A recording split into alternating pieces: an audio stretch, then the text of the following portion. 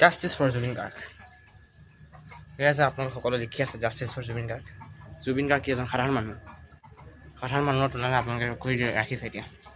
হয় বাৰু কথাটো, কাৰণ অসম চৰকাৰ এতিয়া জুবিন গাৰ্গৰ দোষীসকলক শাস্তি দিবলৈ সক্ষম হোৱা নাই এতিয়াও।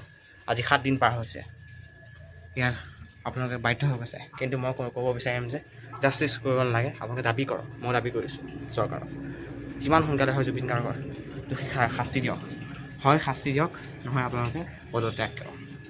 উপায় নাই, আমাক ক'বলৈ বাধ্য হৈ গৈছোঁ। আচলতে চৰকাৰৰ প্ৰশাসনৰ প্ৰতি বিশ্বাসটো লাহে লাহে কমি যোৱাৰ নিচিনা হৈছে। জুবিন গাৰ্গৰ দৰে এজন সত্তাক, মহান পুৰুষক আজি পৰ্যন্ত এটা উপযুক্ত শাস্তি তেওঁ হত্যাকাৰী বুলি ক'ম, যিহেতু গম পায় সকলোখিনি কথা। তাৰ পাছতো সেইজন পুৰুষক, সেইজন মহান পুৰুষক মৃত্যুৰ মুখলৈ ঠেলি দিয়া এজন হত্যাকাৰী হয়। সেই হত্যাকাৰীকেইজনক আজিলৈকে শাস্তি দিব পৰা নাই। এইটো কাৰ দায়িত্ব আছিল ইয়াত? চৰকাৰৰ দায়িত্ব আছিল নে? ইমান দিন হোৱা নাই, আমাৰ দুখ লাগিছে অসমবাসীয়ে। আমি অনুৰাগী হয় জুবিন গাৰ্গৰ।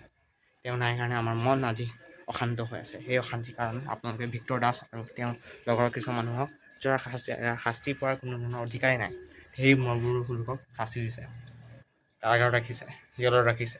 তাৰ বিপৰীতে যোনবোৰে শাস্তি পাব লাগে সেইবোৰক এতিয়ালৈকে আপোনালোকে ধৰিব পৰা নাই। সেইটো আমাৰ দুখ। বাকী জাষ্টিছ ফৰ জুবিন গাৰ্গ লিখাৰ সলনি আপোনালোকে সকলোৱে এটা মোৰ দৰে ভিডিঅ' বনাওক। ধন্যবাদ।